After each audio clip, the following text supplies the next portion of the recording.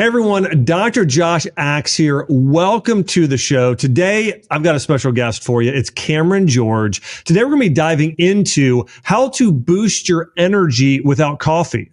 We'll also talk about how to calm your sympathetic nervous system, get into a parasympathetic state so you can better digest, rest, heal, regenerate new cells, and overall just live a better life. We'll also be talking about how to have a great time alcohol free. We'll also talk about how to build mental health, build great relationships, and overall heal your body. A lot of the things we'll go through today are really important for if you want to balance your hormones, if you want to detoxify your organs, and again, if you want to have great mental health. We're going to be talking to Cameron George today. And we'll also go through today why so many young people are choosing sobriety. You may not know this, but there's actually a really big movement today where a lot of young people are staying away from alcohol. We'll also go through how coffee changed the modern world today, and then dive more to the exact details of Kava and its exact benefits. Hey, Cameron, welcome to the show. Josh, great to be here, man. Well, Cameron, I know you're the founder of a company called Tru Kava. I know you've been leading this sober, curious movement now for a while, which I know we'll get into. And I'm excited to talk about all kinds of things today. For starters, though, I'd love to hear a little bit of your story about how you got turned on to Kava over things like coffee and alcohol and other stimulants out there today, and really, the impact it's had on you and your own health. Yeah, man, absolutely. We, in my doctor's network and sort of the network of business leaders, entrepreneurs, and just people in the health and wellness world, we have a saying called "from pain to purpose," and that really kind of encapsulates like the last probably 10 to 15 years of my life. Actually, probably about 20 years now. I pretty much had a total collapse of my health in my early 20s, and just like a lot of people today that are experiencing kind of unexplainable illnesses that are becoming more and more common, kind of in the midst of some of the epidemics that we face from a chronic disease standpoint. I was kind of like a normal kid from the southern part of the country. I'm actually from Arkansas, so not the most progressive part of the country in terms of like natural health or chiropractic work or biohacking or any of that stuff, or functional medicine. So I basically I kind of grew up under the standard allopathic framework entirely and completely, and kind of had my whole world turned upside down. At the age of 20 years old. Basically, I was a sophomore in college at the time, and I was an endurance athlete. I was a distance runner and endurance athlete, and all of a sudden started experiencing chronic fatigue and depression and any number of different kind of pathological symptoms, and ended up in a psychiatrist's office, and they prescribed me a number of different psychotropic medications, amphetamines, Adderall being the primary one that so many people are familiar with for attention deficit, and it seemingly made my symptoms better in the short term, while causing a whole host of other different pathological symptoms that kind of was like the straw that broke the camel's back, that like let me spiraling down into a neurotoxic illness and like a metabolic disease as well too, that actually left me completely bedridden 2 to 3, probably 4 years total later, and kind of like a fraction of a functional person. So I ended up handicapped for several years, the better part of like 8 or 9 years, didn't really even walk for like 1 to 2 of those, wasn't moving around or doing hardly anything. So really I've spent the better part of 8 to 9 years doing nothing but scouring medical and scientific literature just to try to find any piece of information to kind of piece together the story in my mind of, first of all, what had happened, because no physician could tell me. It was basically just it was playing this kind of circuit of like musical doctors going everywhere and just kind of getting all of these different symptom labels, and no one could tell me actually what the pathology actually was. So I was trying to piece together that story for many years, and then try to pull together by reaching out to doctors and researchers and scientists over a number of years and various things, and just reading blogs and just devouring as much information as I could. And this was pre like biohacking movement. This was pre podcasting in a big way when this information is so readily available. there was information there, but it just wasn't as pieced together as it is today. So it was just basically scouring this country and even outside the country and, the dark corners of the internet for any piece of information that I could get to kind of get a plan going of like, first of all, what had happened, how to address it, how to get my health back if it was even possible. And what were some of your specific symptoms, Cameron? Like what was, why were you in bed so much? Why were you so sick? Right. So it started with like debilitating chronic fatigue, which turned into depression, anxiety, basically almost every neurological symptom that you can imagine, and every form of cognitive dysfunction that you can imagine. That was basically where I was. And it especially, once I went on, the stimulant drugs, Adderall and, a couple others, and then was on that for a couple of years, that turned an already vulnerable system into a completely burned out system. So that's why I kind of mentioned it as being the straw that broke the camel's back, is that I went in with some, functional issues that were getting pretty bad, right? I was a senior in college at the time. And as I started to get worse and worse, I was actually, a distance runner, like I mentioned, and just thought I was probably overtraining or something. And, had a number of different symptoms. And then once I got into the psychiatrist's office, they prescribed me the drugs, and then it just amplified everything, and it really just exploded over a period of time. So I found out later that I had a metabolic syndrome and a neurotoxic illness that was driven by autoimmune, or an autoimmune that was driven by neurotoxic illness rather.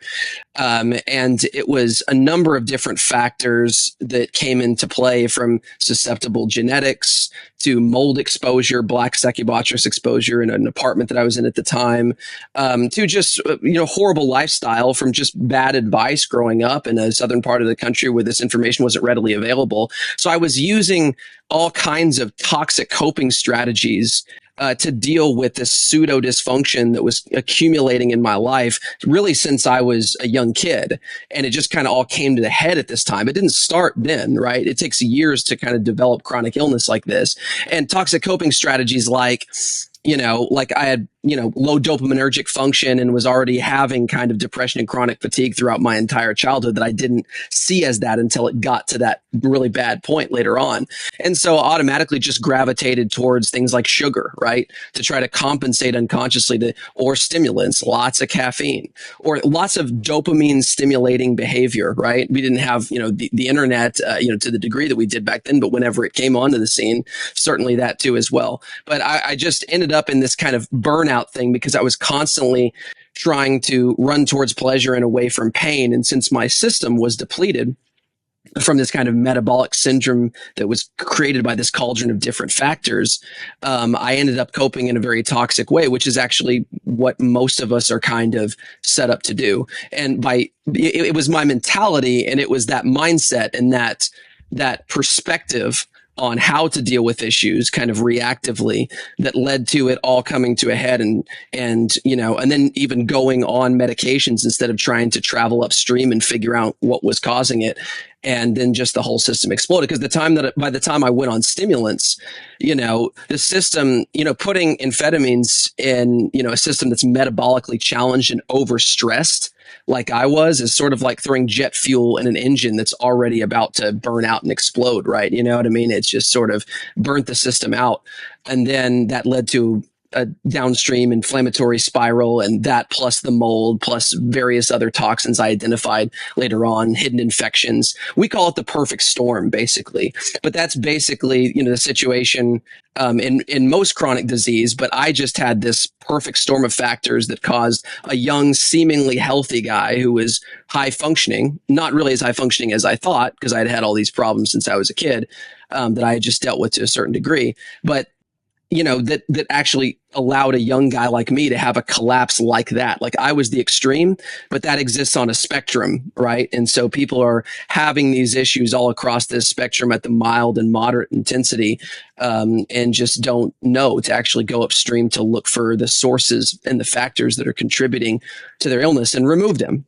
There are so many people today that are dealing with mental health issues, dealing with chronic fatigue, dealing with autoimmune disease. I mean, almost everything that you can even think of. And so, I think that we're seeing more and more of these sort of illnesses that you're sharing today. What are some things that you started to do that really started to make a difference in your health? I know most of the time what I found is there's not a single,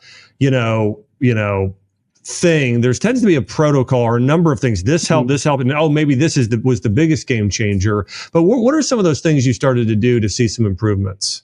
Right. 100%, for me and for us. And once I actually started working in the functional medicine world and, doing some of the work that I'm doing today, I figured out over a period of time that there is no individual silver bullet, right? There is no pill or powder or lotion or potion that's going to undo years and years of bad accumulated habits and stressors. And so it really takes a multi-therapeutic approach to get a person well. And it took a multi-therapeutic approach to get me well. It takes a multitude of factors usually to get a person sick over a number of years. And so really to turn the tide away from disease and towards health, it takes a multitude of things. But some of the main things that I started eventually stacking on and pulling into a system, because really it's a multi-therapeutic approach in the form of a system, or doing the right combination of things long enough is really what got me well. We always kind of use this analogy of like making bread, right? It takes flour and it takes, yeast and it takes water and all of that. And if you bake with just one of those ingredients by itself, it doesn't do anything. You put them together and you get this synergistic effect, right? And that was the situation. So for me, the biggest things that I did, well, number one was detoxification, right? Was actually learning how to approach clearing the landscape, because at the end of the day, how people get well really comes down to an out with the bad, in with the good principle, right? It really is that simple. How you execute that can become, complex, and there's any number of different angles and strategies.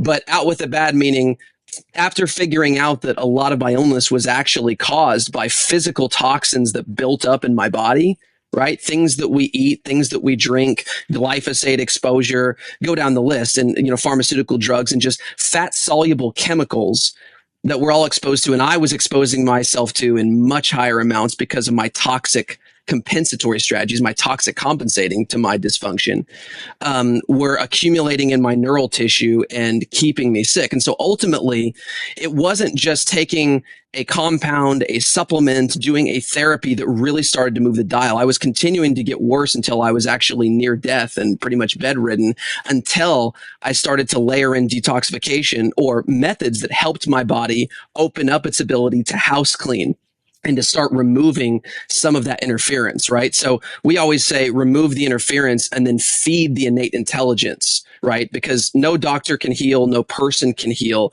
It's the innate intelligence that runs, your heart without you having it, without you actually making it beat, or, your breathing and all of that stuff. It's that autonomic innate intelligence, which is really just an extension of, the natural ecological intelligence that exists in our entire framework, in our ecology, in our world, right? Because you're an extension of that, right?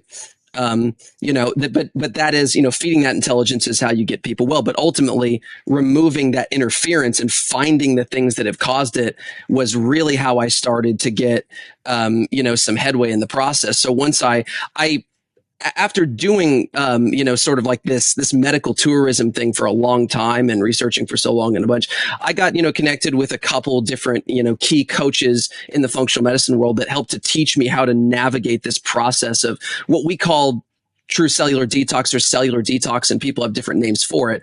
But it basically is just working a little bit of a system, adding in what we call these like push catch systems, utilizing like compounds that help to raise glutathione in the cell, whether it be liposomal forms of glutathione, or N-acetylcysteine or S-acetylglutathione, for example, and then binding those toxins once they're released from the deep tissues, binding them out in the extracellular space, or binding them in the gut as they're moving down into the downstream parts of your body. Binding them up with different types of carbon and charcoals and things to eliminate them. So we call it push catch. It's just you push from the cell or from the brain tissue, and then you catch it. And there are medical ways that you can go about that for complicated cases like myself, or you can just buy one of these these systems and work it like through like Quicksilver Scientific, for example, which is a company that kind of sells these things, or there's lots of others out there that do those. That was really the first thing. Once I started doing like these push catch systems and doing things to open up the lymphatic system and doing infrared saunas and keeping the downstream pathways, this whole like approach to detox over a period of time, and started to reduce my tissue concentrations of these built up toxins. Then all of the things that I was throwing at my illness before that weren't taking hold, all of a sudden started to work. Then the nutrition actually started to work, because now there's a clear landscape where the cells can absorb the nutrients and the inflammation is lower and all of that. We don't have all of this gunk in the way that's keeping the cell membranes from even being able to transfer, nutrients into the cell and to stimulate the process of healing and everything. So then just all of the basic nutritional strategies like eating organic and, getting on, a good combination of different basic, supplements, minerals, all the magnesiums and the optimizing the vitamin D levels and all that stuff started working way better, and getting the nutrient IVs that I was getting, the high dose vitamin C and everything.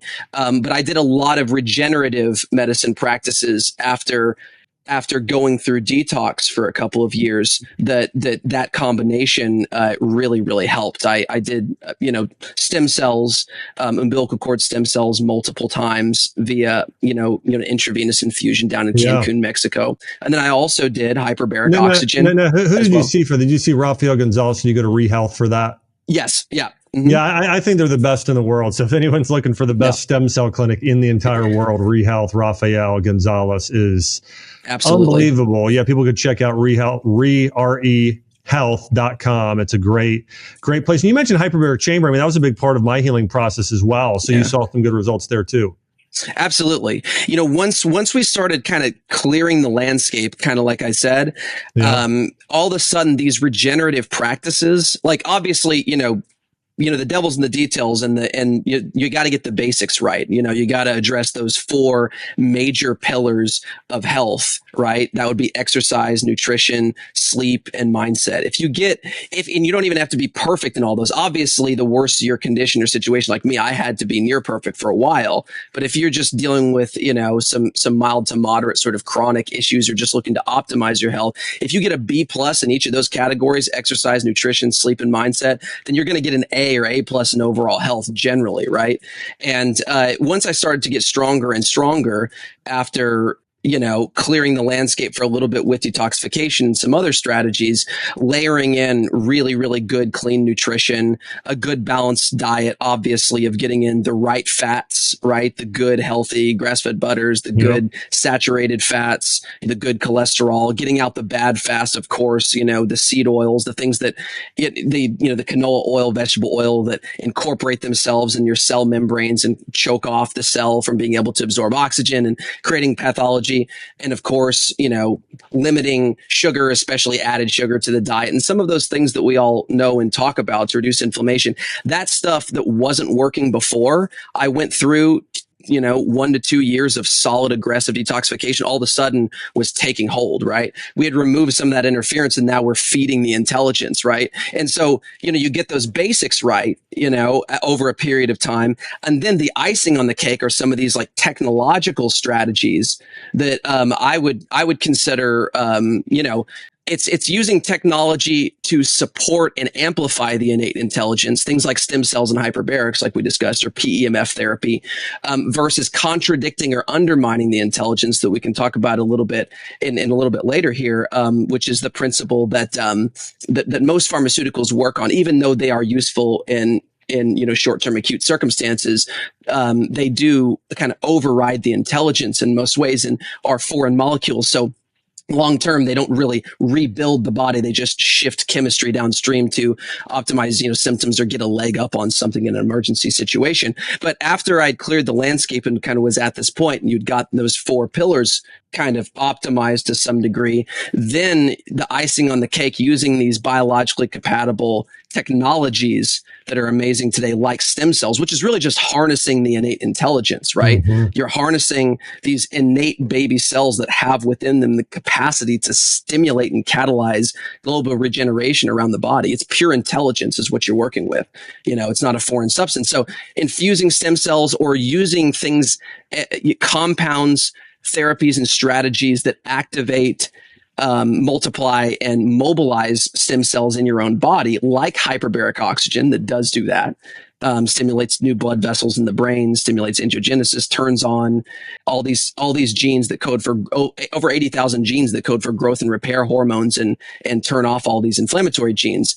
PEMF therapies as well too. And then when I discovered the world of peptides as well, a couple mentions, just ones like BPC 157, that's very, very popular and great, even for the gut, healing the lining of the gut when you take it orally or taking injectable. So these are all some leverage tools and forms of technologies that I used as the icing on the cake, that once I had cleared the landscape, built the foundation, or built the launching pad, these technologies like launched the rocket off, and then I was out to the races to get my health back.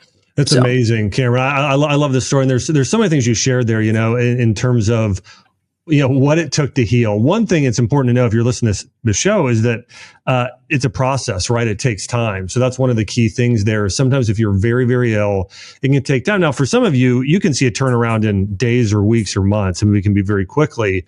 But sometimes, again, the process of detoxification, you don't want to do it too fast. By the way, you don't want to dump too much at one time. And so, and also always think about it as a protocol. One of the things I've always recommended for people is typically don't think a single pill or food or supplement is going to heal you. Now, sometimes they can make a big difference. For instance, if you're vitamin D deficient severely, and then you go and take vitamin D and get out in the sun some, I mean, you're going to see a big change. But those are some things that you want to just be aware of, is put together a protocol for yourself, as Cameron talked about.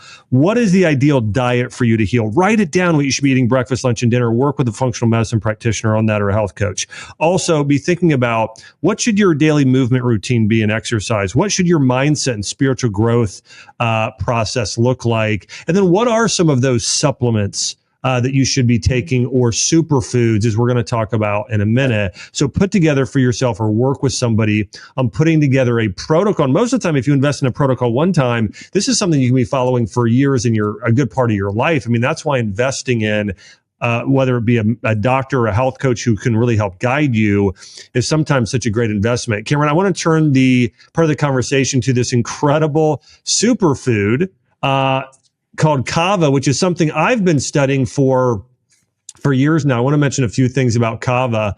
Kava is something that I'll share with you. I injured my back years ago, weightlifting. And this led me to a whole crazy story about, I got a spinal infection. I almost died. This was sort of your story you're sharing. I had my own personal story in the same way. And one of the things I researched was how to dull nerve pain. I had such terrible pain on a regular basis, and I had a high level of anxiety because the pain was so bad. And I was doing research online, came across a PubMed article on Kava. And so, I started doing this research, and I started using Kava. And by the way, this is a root that has been used in the Pacific Islands for a long time, and I just couldn't believe sort of the calmness yet really the calmness I felt. I combined that with some other things like omegas and turmeric, and got great amount of pain relief over time, just better levels of inflammation. And so I really see you as a sort of leader of this Kava movement today, of helping people use Kava as a form of, as a natural therapy to help people heal and get well. Walk me through how you discovered Kava and how it's improved your own health. Right. Yeah. And which is a good segue kind of from what we were talking about just a few minutes ago. So when I was in the kind of the thick of my illness, right? When I was at the very low point where my symptoms were just exploding and flailing around, and every day was really just kind of a struggle for survival. Basically, what I developed in the midst of this autoimmune condition was a severe form of PTSD that a lot of people, people refer to it in different ways. People call it environmental illness, or different types of things. And some people call it Gulf War syndrome. But basically, your body's a metaphorical bucket, right? And, this is kind of like the story of just chronic disease in general. If your body's a metaphorical bucket and every stressor in your life, physical, chemical, or emotional, all types of stress are a drop in the bucket. Some people have genetically smaller buckets than others. But once the bucket starts to overflow, you start expressing the symptoms of your genetic weakness. And that was the situation that I was in. And once your bucket is overflowing, the system has been so traumatized that it starts to develop reactive responses to a number of different things in your environment in many cases, because it's been so hurt that it gets kind of this sort of this reactive syndrome that it gets confused. It's trying to save your life, but it starts putting out stress responses, but it's been assaulted so much that it starts throwing out some friendly fire, basically, which is kind of the story of autoimmune. But basically it ends up in a form of PTSD where you develop all kinds of sensitivities to things in your environment, lights, sounds, obviously those things people know of with PTSD. But in this severe form, you start even reacting to foods, to supplements, almost anything that you're eating or breathing or taking. Or if you like breathe in a certain chemical, like a fragrance, if someone walks in the room wearing a fragrance, you can react. And this is a spectrum as well. And I was on the severe end of the spectrum. So, basically I say all of that because this led me to a situation where I was reacting to my world. And what did my reactions look like? They could be anywhere from severe anaphylaxis to straight up convulsions that would lead to grand mal seizures. And at some point, I was having up to 10 grand mal seizures per day just from eating a bite of food. And it even got so bad that, and I've barely seen this clinically ever. And, some of the doctors that I work with had only seen it a handful of times, but I even got so bad that I even started reacting to water. The bucket was so full. It was so flailing that my system was just flailing at anything that it put in, whether it was good for me or bad for me. It couldn't even tell at that point because there was so much interference. So basically, I was in a very dangerous situation at that point, right? Because I had wasted down to almost nothing, a very, very low body weight. So probably around a little over 100 pounds or so, which is about 90 pounds less than I am right now. So I'd wasted down to almost nothing. I was dying from starvation and dehydration, even though I was in the middle of urban culture where I was surrounded by it. I couldn't utilize hardly any of it.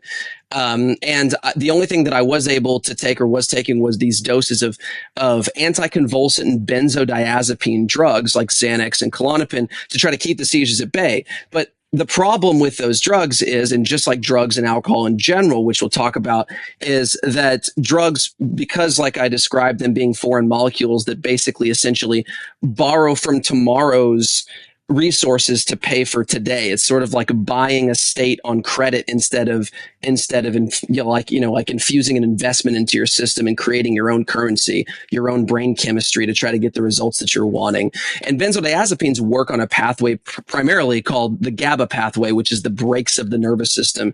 And GABA opposes glutamate, which is the most excitatory pathway that goes crazy whenever you're in an excitotoxic sort of autoimmune storm like I was and in the midst of a seizure. And so things that stimulate GABA or things that create that GABA glutamate balance normally help temporarily. The problem is doing it with a drug like I was doing. It worked somewhat in the beginning, but then I developed tolerance to the drug because it steals from your resources to a degree. And then if I went off the drug, then I would go into withdrawal and the glutamate would go up 10 times and then it was lethal. So I was in this position where the drugs had lost their effectiveness.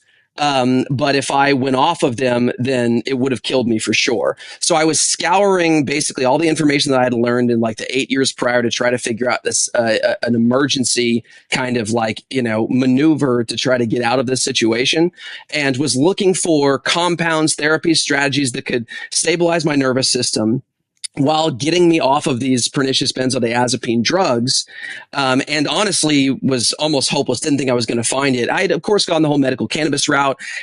As good of a medicine as cannabis can be, it wasn't the right mechanisms, and high THC actually made it worse. CBD wasn't direct enough and powerful enough on this particular situation. And I had just serendipitously come across somebody a couple of years prior, who was from the South Pacific Islands, an island chain called Vanuatu, which is the home of where kava comes from.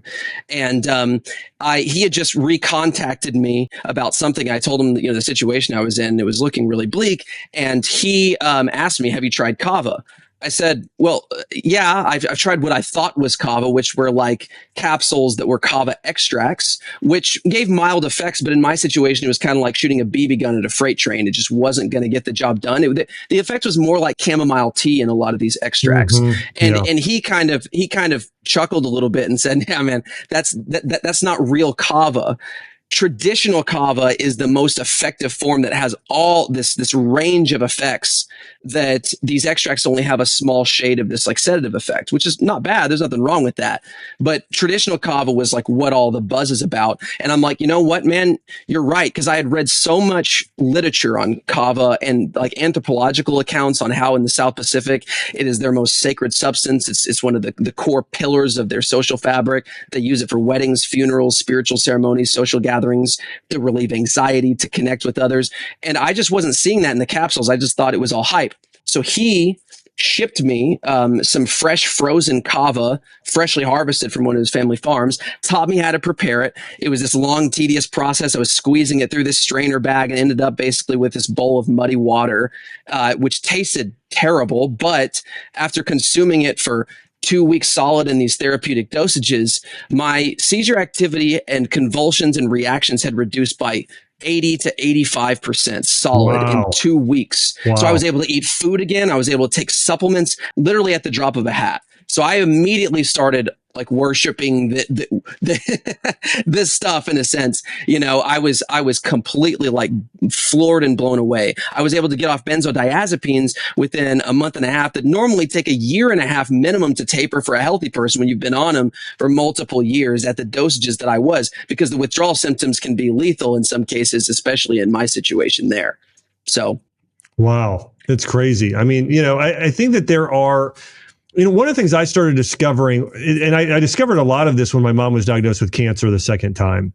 I started doing all my own research, and I sort of stepped outside of just the Western medical literature and started looking at a lot of the medical literature from areas like Asia and the Middle East and other areas around the world, and just discovered there are so many herbs and foods that are used in other countries that have been used for thousands of years in some cases that have these unbelievable medicinal properties. And I'll give you an example. I would say 4 of the top 5 herbs prescribed in all of China and all of Asia are hardly used today in Western culture. Now they're becoming more popular of recent, but I'll give you an example of this. I mean, you know, Panax ginseng's probably number 1. And then you have astragalus, Dong Quai. Then it's probably ginger. So that's the one that's probably in that mix of top herbs in Chinese medicine. Reishi is in there, you know. And then Reishi is going to be number 5. Yeah. So that you hit on those are the top 5 probably. And I might be 1 or 2 off, but that's pretty darn close. And probably only one of those has been used in Western medicine hardly at all, you know, for the past few centuries. And so to your point, there's this amazing root in kava. And you're experiencing these, you know, incredible properties for calming your nerve system, for numbing pain, for resetting your neurology, your brain, and helping you heal. I mean, it really, really is amazing. What are some of the compounds? Is any science behind how kava works and the specific scientific benefits on the body? Oh, absolutely. And as soon as I was at this juncture where I realized where I kind of stumbled on this, and had already been reading about it for years, like I mentioned, and was so fascinated. But then when I tried it, I was underwhelmed in the form, but I didn't realize that it was the form. So once I got the form, I had a good sort of like premise to go off of and understanding it, because I had been reading so deeply about it, you know, for so many years, even at that point. But what I started to realize immediately, and at that point too, I was very, very comfortable navigating the scientific literature, both from the US and other countries, and even, you know, all the great literature that's on, you know, traditional Chinese medicine, all these different herbs that you just described as well too, and already been reading about those for years. Couldn't tolerate a lot of them at the time because of the reactions. Once I got on the kava, I could, so I started implementing those. But basically what I started to realize after fully diving in right after I got these effects, I immediately dove in and started meeting some of the biggest experts at the time in the world in the usage of kava. So, you know, through my friend who introduced me to it, I started meeting some of the main suppliers from Vanuatu and from Fiji, and got connected with, you know, some of the main farmers and suppliers that supply most of the world's kava. I started meeting and reaching out to a couple of the primary researchers like Vincent LeBeau and a couple of these other doctors that publish or been involved in the publishing of most of the research that we have available on Kava. And I realized very quickly, actually, that Kava is, by number of published studies alone, is one of the most well-researched herbs in the world, besides, ginseng, reishi mushroom, and cannabis. It actually is up there in the amount of available literature that we have on it, even though, as you know very well, there is a large gap in the climate today between what goes on in the scientific community and what makes it into clinical practice, especially in the United States. And those are not the same thing. Your doctor's not necessarily your scientist. They may read clinical studies, not the same thing as scientific literature. And it takes sort of like, the day that we're living in right now, facilitating conversations like this, where you have researchers coming together with physicians, where, some of these things get integrated and implemented. But basically, can I stop you for a second? Because this is such an important point. There are so many things going around the internet today, and podcasts and social media saying this herb or this vitamin or this thing is a cure for all things. And a lot of it's based on, maybe there was one study that popped up. But I do want to just kind of, and listen, I do think that if you have something that's missing in your diet, a missing nutrient, a missing compound, like something found in a kava plant or certain medicinal mushrooms or others, I mean, it can feel like a miracle in your body. So that is the case. However, I think if you're really wanting to heal and get well, oftentimes there is a marriage between what scientists are finding and what practitioners are doing or have been doing for thousands of years. I mean, when you look at the modern Western medicine in the United States today and other Western countries like Europe and Australia, what you're going to find is a lot of the way that they're encouraging people to practice is via a study that's funded by a pharmaceutical company, versus going back thousands of years and saying, well, what are the best practices, the protocols, the herbs, the teas, those things that have been used in the right order, like baking bread, where you're doing the right dosage, the right amounts, and those things. And that's how you get the best results. Now, I do think that we can continue to learn from science, but I think blending science, but primarily on a foundation of what practitioners already know and have been doing, is really the way we want to take it. So anyways, I loved your point there. I just wanted to rehash it because I think it's just so important. I could not agree with you more. That's literally probably maybe even one of the most important takeaways that someone could take out of this conversation, although there are lots of them. But I really do think that there are multiple forms of evidence. I know that there are multiple forms of evidence because I was in a situation when I had my back up against the wall where the only thing that mattered to me was what was real. And the only thing that was going to get me out of my situation was what was real, which ended up being this amazing blessing. That was that whole pain to purpose thing. Although even though it was hell at the time, being forced in a situation where the only thing that was going to get me out of it was surfacing my ability to strategize and find what was real in the midst of a very chaotic landscape of different things. And, in my situation, the only thing that would work was something that was real. Any combination of things or any isolated strategy that wasn't going to get me out of that. And what I learned in that process is, because I had to filter it through whenever I was doing researching, trying to find evidence for everything, because I only had so much time, so much bandwidth, and I needed to focus on the things that were going to move the dial for me. But there is nothing more powerful than the power of your own direct experience at the end of the day, right? Yeah. Like the scientific method is one form of evidence, and it is very crucial, and it is great for validating, and it is great for moving the conversation forward and answering the question of how, and creating objective measurements and creating credibility and protocol and stuff like that.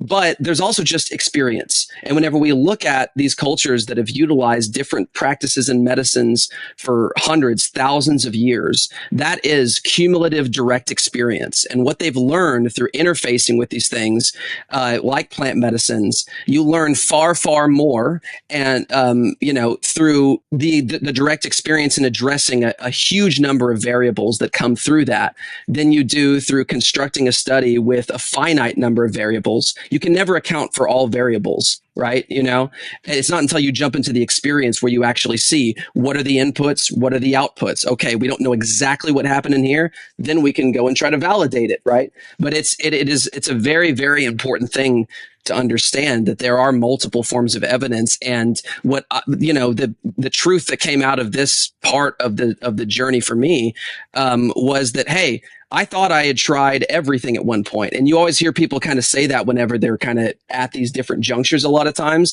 is, oh, I've tried everything. It's like, no one has tried everything. Mm-hmm. I have not tried everything. As many things as I've tried. And it wasn't until I branched outside of that framework of all those doctors who basically gave me this amount of time to live, which that happened multiple times, right? It's not until I branched outside and said, what are other cultures doing? What are other people's experiences? What is out there that actually helps to feed the body at its base and doesn't contradict or undermine it, which was partly what got me in this situation in the first place. And that's what led me to have the desire to seek out some of these things, to facilitate these conversations, like my friend with my friend from Vanuatu that brought Kava, to my doorstep. So anyways, when someone thinks about Kava, and the Kava you're talking about, by the way, there's such a big difference in sources. I mean, I can tell you, I own 4,000 acres of certified organic land. Jordan Rubin and I grow a lot of the things we put in our products. So I am extremely aware of this. And I've taken products over the years where I'm like, I didn't feel anything with this herb. Take the exact same herb in its right form. And it's like, wow, this is really transformational. What are if you're listing off your top 5 or 10 benefits of Kava and things you personally notice changes in your body and maybe some other people, what are those things? So the top 3, as far as the overall, when people say like, what is the Kava experience? Like, what do I feel whenever I take Kava? And then how does that translate into, helping my life circumstances? Mood, relaxation, mental clarity are the top 3. Kava overall is a protective and expansive herb, right? It is what I found through navigating the scientific literature that I described before, and after reading and being involved in the publishing, all that kind of stuff, and reading every piece of published literature on Kava years ago, and being involved in the International Kava Coalition that we co-founded, and all of that, is that its main mechanisms. It hits on virtually every neuro and tissue protective pathway that we know of, right? And so neuro and tissue protective pathways are usually work by modulating stress to the system that drives inflammation and that drives overexcitability and that drives damage to the system. So a lot of times neuroprotective pathways are also going to translate into the experience of reducing stress because it's an overall overarching protective substance. So its primary mechanism is on that GABA pathway that I described earlier that benzodiazepines hit on. But instead of contradicting or undermining it with a foreign molecule, kind of tricking the receptor into dumping its stores of GABA, it through complex plant pharmacology is able to, through a network of different active constituents in an entourage effect, it's biologically compatible from one living organism to the next, because it is a living organism and you take it into your body. It was built by the same intelligence that our bodies are. You take it in, it's able to basically communicate to every step in the sequence of that assembly line, as I would call it, of catalytic processes that go into the production of these neurochemicals like GABA, instead of just hitting the last domino in the sequence and tricking it to do something, which throws off the whole system. Imagine if you had an assembly line, right? And you went downstream to one step in the assembly line, you just changed something. You could get a result right then, you could pull something off of it, but it would mess up everything eventually, or at least they'd have to course correct. That's like the catalytic processes, the biochemical processes in our body when you do things with drugs, right? Is that it can confuse the whole system, and that's where side effects come from. As where the intelligence of a plant medicine is basically like hiring a manager that already has the blueprint, right, to communicate to that entire system and basically get the whole thing to run more efficiently, to start producing more of what you want it to produce. And in this case, a medicine like Kava that has a particular affinity as a protective substance. And the reason why it does is because it's very protective in nature as an organism, and it develops those characteristics through hormesis. And that means developing biomolecules that are ubiquitous through all of biology, right? And these compounds like these GABAergic compounds, and then it transfers that ability to adapt to us whenever we take it into our bodies, like these other adaptogens. And so it hits on all these neuro and tissue protective pathways, GABA being the main one, but it actually has been shown to upregulate your natural production of GABA substantially and even create more GABA receptors the longer that you use it. It's been known with kava use, since the beginning of its usage in the South Pacific Islands, that when you consume it over a long period of time, it elicits reverse tolerance, the opposite of a pharmaceutical, for this very reason. It's very unique pharmacologically for those reasons, is that we see an increase in GABA receptor density. So basically what it's doing is it's helping to reset the nervous system and reset that balance between the sympathetic and the parasympathetic. And so it's basically helping to jack up the car and work underneath the hood at the same time, relieving anxiety, giving you this sense of like deep comfort at the same time. But it also has other effects on dopamine that also open the mind and expand the mind, unlike a benzodiazepine that just kind of like dulls the senses. So it actually grounds you at the same time as sort of opening up the mind, eliciting this state of like calm, enhanced focus. So you feel like more of yourself. That's why it's used as a social lubricant, also an alternative to alcohol and such. Cameron, one of the things I was reading, and I know that you've been a big proponent of this movement, and that is this this movement around sober curious. This is where there's a lot of young people today who are kind of saying, hey, I'm going to stay away from alcohol. I'm going to be sober. And look, and instead of drinking alcohol, drinking beverages like a beverage with kava, like Tru Kava specifically. By the way, everybody who's listening here, Cameron sent me a box. He's got an incredible company called Tru Kava, and they have beverages you can drink and that have kava in them. They taste amazing. They're very, very clean. And what you feel in your body really is incredible. And so, I want to encourage everybody, if this is something you're interested in trying to use kava there, again, it's a product I've personally used, I really like, and something to consider there. But there's a lot of people today, Cameron, who are saying, I'm going to stay away from alcohol, but I want to take something that kind of enhances my mood. And by the way, what I noticed when I drank the beverage was it wasn't like if I would take valerian root or poppy or some of those, or chamomile or CBD, where you almost get sleepy, right? You just kind of want to go and take a nap. It was more of a calm, like if you're standing by the ocean and you're hearing the waves crash, or if you listen to an audio with theta waves, right? There's these different brain waves to get your body in this sort of more relaxed state. I really felt more in that state when I was drinking this kava drink. And so let me know if that's been your experience or the experience of others. And then also share with me a little bit about this sort of movement with sobriety and people, rather than drinking alcohol, drinking like kava beverages. Right. Absolutely. I mean, part of what us and our doctors and what we're doing with Tru Kava, and Tru Kava has been heavily involved and kind of at the helm of this sober curious movement for this reason, even though there are a lot of emerging rituals and strategies and various practices that are kind of offering opportunities for us to move away from the sole reliance on alcohol for social bonding and for optimizing or reaching these elevated mental and emotional states that we all seek for various reasons, for stress relief, human connection, introspection, social connection, all of those things that kind of are wired into some of our basic human needs. And there's reasons why we're all drawn to altered states to begin with. And that's why every culture has altered states that they go towards. But this whole idea of coping healthy is something that we teach, like teaching people how to cope and optimize under the very turbulent, traumatic, sort of stress-ridden landscape of today that's very fast-paced, full of all different stressors and toxins and traumas, but without shooting themselves in the foot. Basically teaching people how to build these elevated mental and emotional states and the capacity to be able to summon them at will, instead of borrowing them on credit like I described before, by reaching for a synthetic substance that's just going to dump your available stores of a chemical to get that experience now. So that's teaching people how to cope healthy is very, very that's at the core of why Tru Kava is kind of at this helm, because this term clarigenics is basically it's a category of compounds that provide relaxation, social connection, a very tangible effect like you just described, like standing on the beach, different from like an adaptogen or like a valerian root or something like that.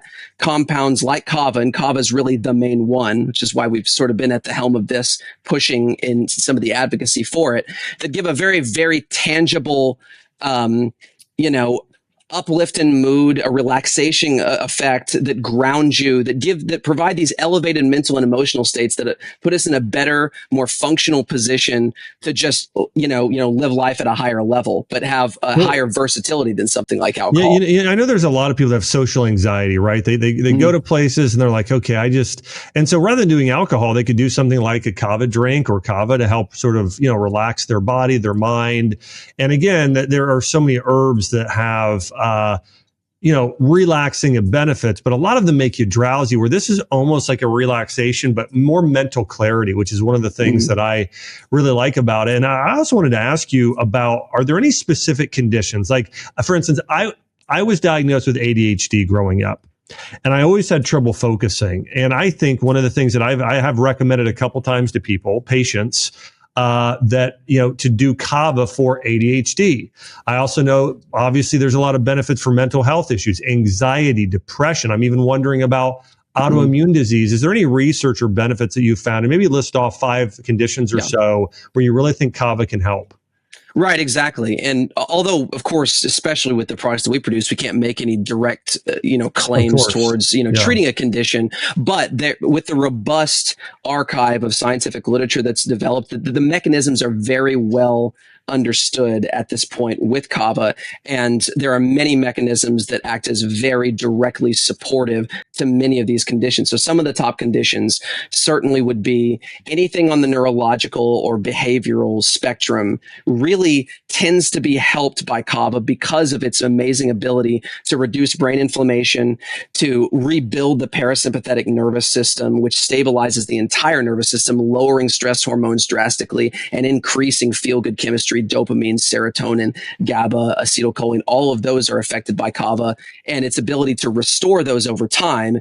It has been used for things like depression, anxiety, even different types of mood disorders, different types of bipolar disorders, because it's a sodium and calcium channel blocker as well, very similar to the synthetic mood stabilizers, but without the depleting effect and that you get with a lot of those drugs. So because it helps to stabilize mood, it's even been used for some of these bipolar type of conditions as well too. Pain syndromes like you experienced, because it has such a powerful neuro and tissue protective effect, both on the nervous system side of things, but also the direct anti-inflammatory side. It's a COX-1 and COX-2 inhibitor, like non-steroidal anti-inflammatories, very powerful, but without the pernicious effects on the gut and all of those things on the kidneys and stuff. And so it really reduces inflammation and reduces over nerve firing, so it can actually help injuries heal faster and all of that kind of stuff. Wow. But, when you talk about the neurological conditions, when you talk about, the mood disorders, the anxiety disorders, anything stress related, sleep disorders as well, because unlike alcohol and even, high THC cannabis that will both knock you out, right? You talk about something that does something very quickly. They will actually disturb your deep and REM sleep and disturb your sleep quality. So you wake up not as restored, right? So alcohol will just crush your REM sleep and your deep sleep. Kava will put you to sleep by that GABA upregulation and all these other mechanisms I've discussed. But it will actually improve your deep and REM sleep that you can actually tangibly see. And we've seen it for years in our patient populations via Aura rings and different types of self-quantification data devices. But yes, attention deficit is on that too, because its ability as a monoamine oxidase B inhibitor to naturally increase your synaptic dopamine levels without creating that borrowing from tomorrow to pay for today cycle that leads into addiction and depletion, needing more of the same substance to get the same effect, and actually robbing your ability to even be motivated and have energy, because things that stimulate dopamine synthetically just ultimately rob your ability to naturally, express dopamine and have that energy, focus, motivation, and concentration that a lot of people are seeking with attention deficit. And what the stimulants do, like Adderall we discussed, is just dump that stuff.